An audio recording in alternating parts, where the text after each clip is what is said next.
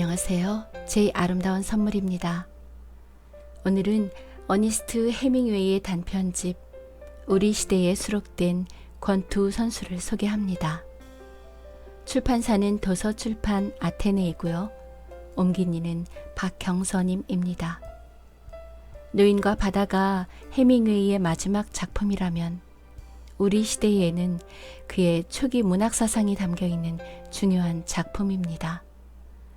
우리 시대에 수록되어 있는 총 15편의 단편 중 닉 애덤즈라는 주인공에 대한 단편이 8편 들어있고 해밍웨이가 참전한 제1차 세계대전에 관련된 단편이 2편 있습니다. 해밍웨이의 소년 시절과 청소년기, 성년기의 삶의 궤적이 이 작품에 나오는 닉의 삶과 일치하고 있어서 일반론적으로 닉은 곧 해밍웨이 자신으로 봐도 무방하다고 봅니다. 오늘은 그중 닉이 여자친구와 헤어진 후 처음 떠난 여행길에서 외부 세계에 존재하는 폭력과 악을 경험한다는 내용의 권투 선수를 소개해 드리겠습니다. 그럼 작품을 감상하시겠습니다. 권투 선수. 닉은 일어섰다. 몸은 괜찮았다. 그는 선로 위를 쳐다보았는데 차창차의 불빛이 곡선 궤도를 돌아 시야에서 사라졌다. 선로 양쪽에는 물이 있었고 그 너머엔 잎갈나무 습지가 있었다.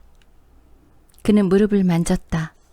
바지가 찢어졌고 피부도 벗겨졌다. 손도 긁히고 손톱 밑에는 모래와 석탄재가 끼어 있었다. 그는 선로를 벗어나 조그만 비탈로 내려가 물이 있는 곳까지 걸어가 손을 씻었다. 그는 차가운 물에 손을 씻어 손톱 밑에 때와 먼지를 깨끗이 제거했다. 그는 쭈그려 앉아 무릎을 물에 담갔다. 저 더러운 차장놈. 언젠가는 그놈에게 복수할 것이다. 만나면 알아볼 수 있을 것이다. 그것은 괜찮은 방법이었다. 이리 와 꼬마야. 그가 말했다. 너한테 줄 게 있어. 그는 그 말에 속았다. 얼마나 순진했기에 그놈에게 속아 넘어간 것일까. 이리 와 꼬마야. 너한테 줄 게 있다니까. 그런 다음 그는 한 대 쾅 얻어맞고 떨어져 선로 옆에 엎어진 것이었다. 닉은 눈을 비볐다. 큰 혹이 부풀어 올라 있었다. 분명 눈에 멍이 들었을 것이다. 벌써 아프기 시작했다. 빌어먹을 차장. 그는 손가락으로 눈 위의 혹을 만졌다. 오 그래, 한쪽 눈에만 멍이 들었을 뿐이었다. 무임승차의 대가로 얻은 것은 이것이 전부였다. 싼 가격이었다. 그는 혹을 보고 싶었다. 하지만 물에 비춰보았지만 볼 수가 없었다. 날은 어두웠고 그는 상당히 멀리 나와 있었다. 그는 손을 바지에 닫고 일어서서 제방을 기어올라 선로 쪽으로 갔다. 그는 철로를 따라 걷기 시작했다. 침목과 침목 사이에 자갈과 모래가 잘 깔려져 있어 걷기에 수월해 계속 걸을 수 있었다. 저습지의 둑길처럼 부드러운 철로는 습지를 통과해 앞으로 이어져 있었다. 닉은 계속 걸었다. 틀림없이 어딘가에 당도할 것이다. 닉은 그 화물열차가 월튼 간이역에 다다르기 전 속력을 늦추고 있었을 때 거기에 뛰어 올랐던 것이다. 닉이 탔던 열차가 칼카스카를 통과할 무렵 날은 어두워지기 시작했다. 이제 그는 만셀로나에 가까이 다가가고 있었다. 습지가 3-4마일 뻗어 있었다. 그는 침목과 침목 사이의 자갈길을 계속 걸으며 철길을 나아갔다. 습지는 주변의 안개가 자욱해 흐릿하게 보였다. 그는 눈이 아프고 배가 고팠다. 그는 철길을 따라 수마일 걸었다. 철로 양쪽에 있는 습지의 모습은 똑같아 보였다. 앞에 다리가 보였다. 닉은 다리를 건너갔다. 그의 구두가 쇠에 닿아 공허한 소리가 났다. 침묵의 틈새 사이로 비춰지는 발 아래의 물은 검게 보였다. 닉이 침목에 헐겁게 박혀있는 못 하나를 발로 차니 아래 물에 떨어졌다. 다리 너머엔 구릉이 보였는데 시커먼 언덕이 선로 양쪽에 치솟아 있었다. 닉은 저 멀리 선로 앞쪽에 있는 어떤 불빛을 보았다. 그는 그 불빛을 향해 철로를 조심스럽게 걸어갔다. 불빛은 철로에서 약간 떨어진 철도 제방 아래에 있었다. 그는 모닥불의 불빛만 보았을 뿐이었다. 철로가 횡단로를 거의 빠져나오자 모닥불의 불빛으로 주변이 훤했는데 그 불빛은 숲에서 나오고 있었다.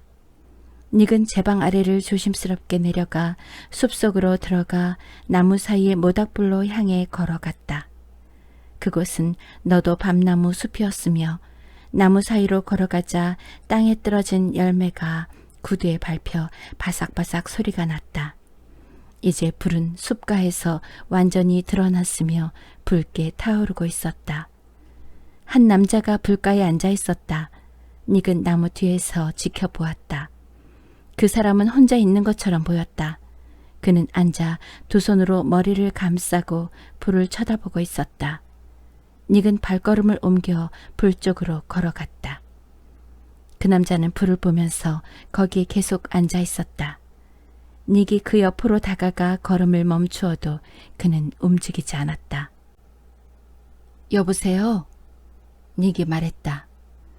그 남자는 고개를 들어 쳐다보았다. 어디서 그렇게 눈가에 멍이 들었소? 그가 말했다. 차장이 나를 쳤소. 화물열차에서 떨어졌소? 그렇소. 나도 그놈을 보았소.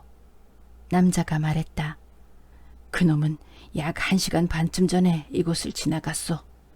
팔을 툭툭 치고 노래를 부르면서 화물열차 지붕 위를 걸어가더군. 빌어먹을 놈. 그놈은 자네를 한 방 먹였으니 기분이 좋았을 거야. 그 남자가 말했다. 빚을 꼭 갚고 말겠어요. 자네도 강인해 보이는데 안 그래? 아니요. 닉이 말했다. 자네 같은 젊은이들은 억세지. 당신이야말로 억세 보이는데요. 닉이 말했다. 그게 바로 내가 할 말이야.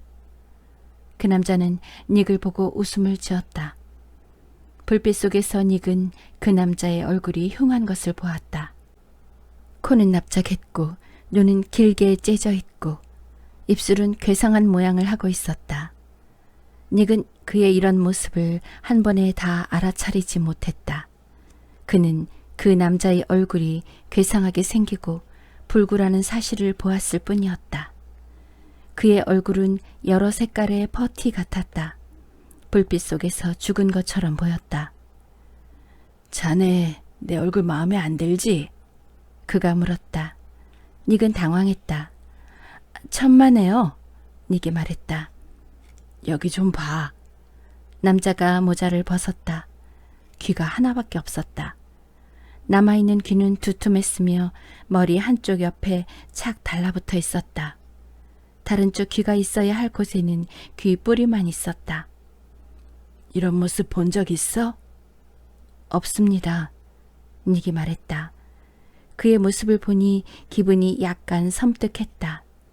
난 괜찮아. 남자가 말했다. 자넨 내가 내 모습을 아무렇지 않게 여긴다고 생각해, 젊은이? 물론 그렇죠. 그놈들이 나를 때렸어. 작은 남자가 말했다. 나를 해칠 수는 없었지. 그는 닉을 쳐다보았다. 앉게.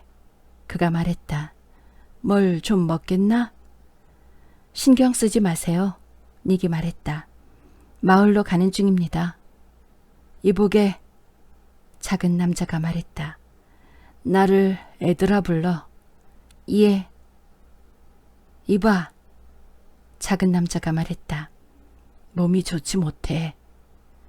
무슨 일이 있어요? 난 미쳤어. 그는 모자를 썼다.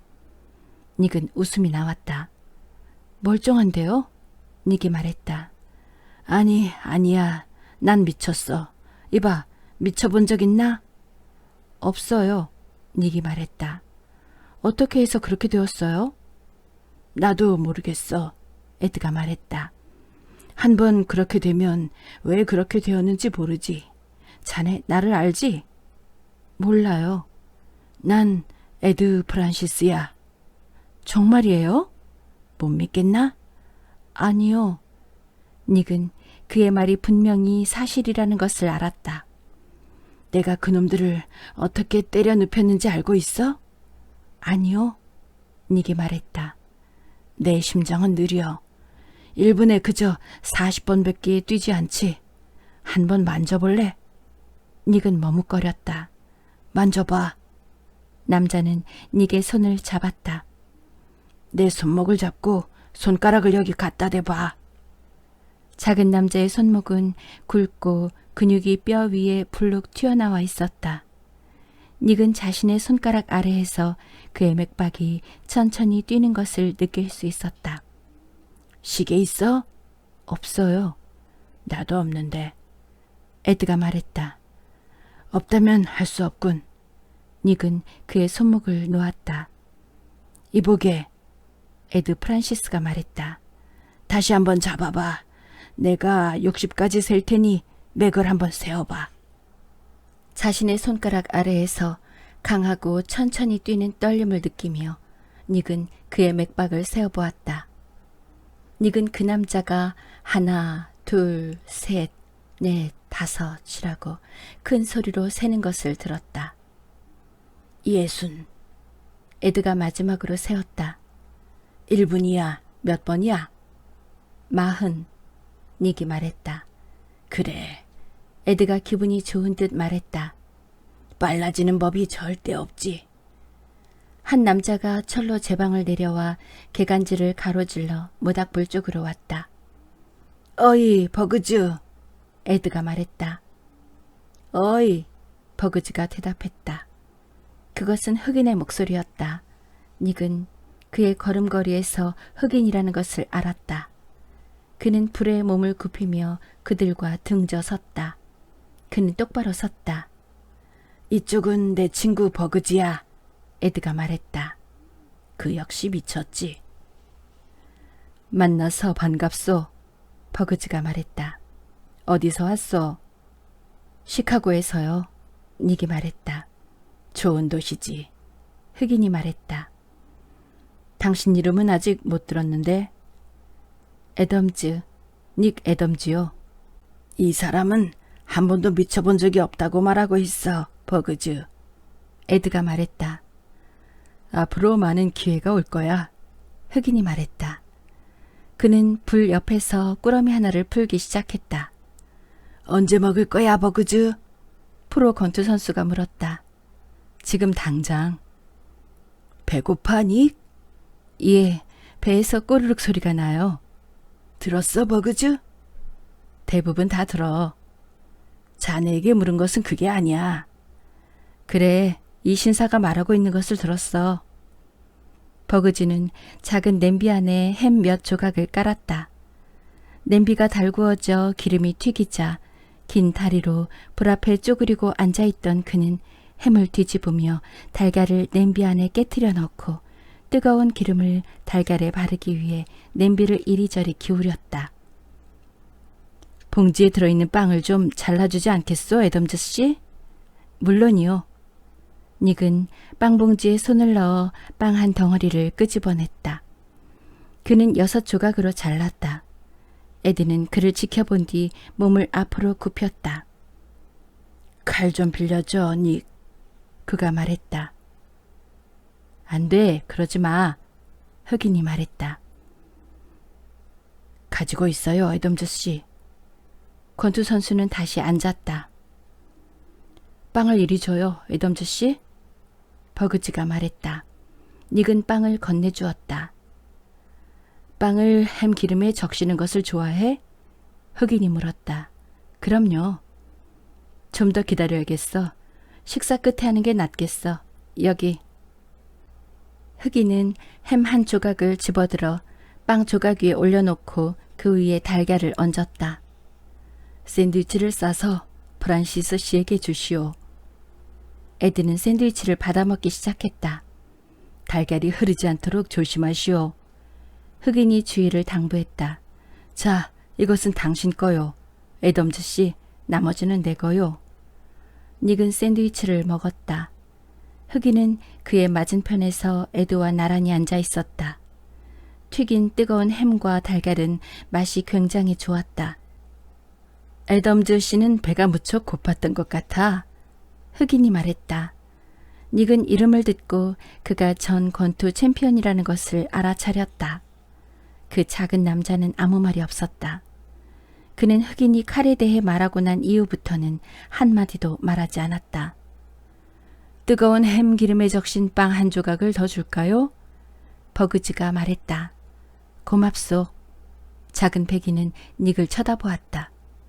자네도 더 먹겠나, 아돌프 프란시스 씨? 버그지는 냄비를 들고 물었다. 에드는 대답이 없었다. 그는 닉을 쳐다보고 있었다. 프란시스 씨? 흑인의 부드러운 목소리가 들렸다. 에드는 대답을 하지 않았다. 그는 닉을 쳐다보고 있었다. 자네에게 말하고 있어, 프란시스 씨. 흑인이 부드럽게 말했다. 에드는 계속 닉을 쳐다보고 있었다. 그는 눈 위로 모자를 푹 눌러 쓰고 있었다. 닉은 초조했다. 빌어먹게도 어떻게 이렇게 참견할 수 있지? 닉을 향한 날카로운 소리가 모자 밑에서 들려왔다. 빌어먹기도 도대체 뭐라고 생각해? 더러운 자식. 오라고 말도 하지 않았는데도 이곳에 와 남의 빵을 먹고 칼 좀 빌려달라고 해도 건방지게 굴고 말이야. 그는 닉을 노려보았다. 그의 얼굴은 창백하고 눈은 모자에 가리어 거의 보이지 않았다. 자넨 뻔뻔스러운 놈이야. 누가 이곳에 끼어들라고 했어? 아무도 그렇게 말하지 않았소. 그래, 아무도 그렇게 말하지 않았지. 아무도 너에게 이곳에 있으라고 말하지 않았다고. 그런데 너는 이곳에 와 내 얼굴을 흉보고 내 담배를 피우고 내 술을 마시고 건방지게 굴고 있어. 도대체 어디에서 굴러온 개뼈다귀야? 닉은 잠자코 있었다. 에드가 일어섰다. 이봐, 요 겁쟁이 시카고 녀석. 내 놈의 대갈통이 날아갈 수도 있어. 내 말 알아듣겠어? 닉은 주춤거리며 물러섰다. 작은 남자는 왼쪽 발을 앞으로 내딛고 오른쪽 발은 왼발 쪽으로 질질 끌며 그 앞으로 천천히 걸어 나왔다. 한번 쳐봐. 그는 머리를 움직였다. 쳐보라니까. 때리고 싶지 않소. 그런 식으로 빠져나갈 순 없어.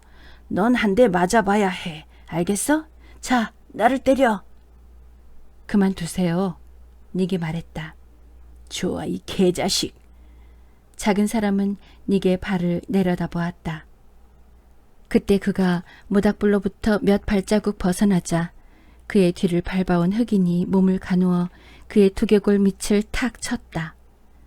그는 앞으로 푹 쓰러졌고 버그즈는 헝겊으로 싼 곤봉을 풀 위에 떨어뜨렸다. 그 작은 사람은 얼굴을 풀밭에 파묻은 채 누워 있었다. 흑인은 머리가 축 늘어진 그의 몸을 들어올려 모닥불 옆으로 옮겼다. 그의 얼굴은 창백했고 눈은 띄어져 있었다. 버그지는 그를 땅에 조심스럽게 내려놓았다. 대야에 물 좀 갖고 오시오, 애덤즈 씨. 그가 말했다. 너무 심하게 때린 것 같소. 흑인은 작은 남자의 얼굴에 손으로 물을 뿌리고는 그의 귀를 가만히 잡아당겼다. 눈이 감겼다. 버그지는 일어섰다. 괜찮을 거야. 그가 말했다. 염려할 만한 일은 없을 거요. 미안하오, 애덤즈 씨. 괜찮습니다. 닉은 작은 남자를 내려다보았다. 그는 풀밭에 있는 곤봉을 보고 집어들었다. 그것은 휘기 쉬운 손잡이가 있었고 손에 잡아보니 고무처럼 탄력이 있었다. 그것은 낡은 검은 가죽으로 만든 것이었으며 묵직한 끝쪽에는 손수건으로 감겨 있었다. 손잡이는 고래수염으로 만들었소. 흑인이 빙긋이 웃었다. 이제는 더 이상 이런 것을 만들지 않소. 당신이 어떻게 방어를 할지 몰랐지만 어쨌든 난 당신이 이놈을 다치게 하거나 창피를 주는 것은 원하지 않았소. 흑인은 다시 빙그레 웃었다. 하지만 당신이 이 사람을 다치게 하지 않았소? 난 방법을 알고 있어. 이놈은 아무것도 기억하지 못할 거요. 그런 식으로 날뛸 때 바꾸어 놔야 하니까요. 닉은 불빛 속에 두 눈을 감고 누워있는 작은 사람을 계속 내려다 보았다. 버그지는 불에 나뭇가지를 던져 넣었다. 이놈에 대해선 염려할 것 없소, 애덤즈 씨. 전에도 이런 짓을 여러 번 보았소. 이자는 뭐 때문에 미쳤소? 닉이 물었다. 아, 이유는 많이 있지요. 흑인이 모닥불에서 뒤로 물러나면서 말했다. 커피 좀 마시겠소, 애덤즈 씨?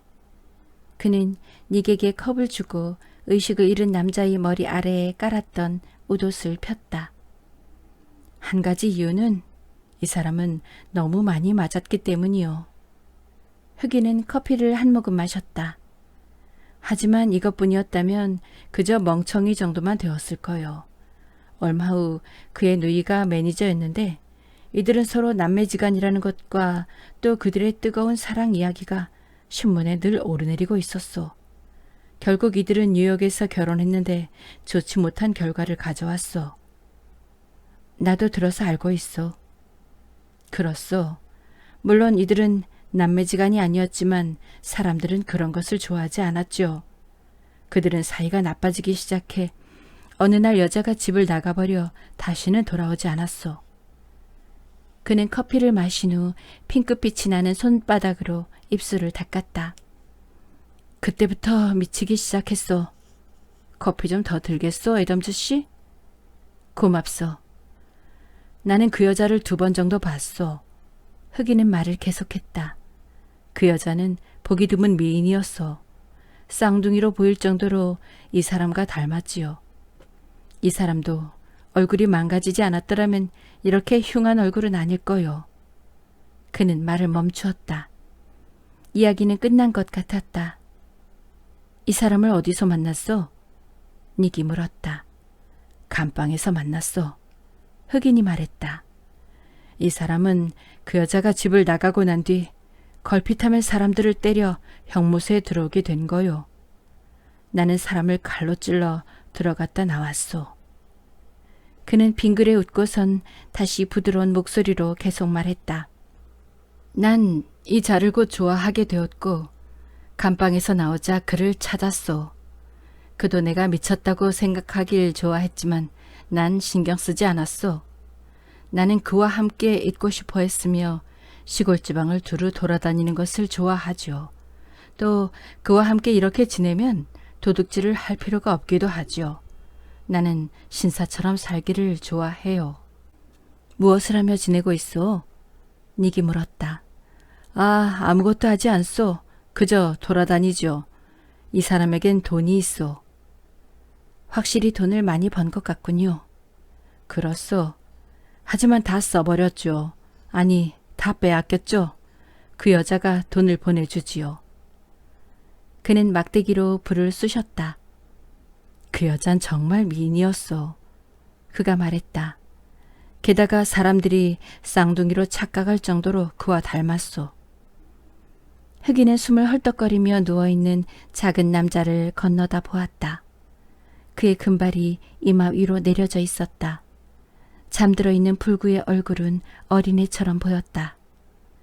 언제라도 이 사람을 깨울 수 있지요, 애덤즈 씨.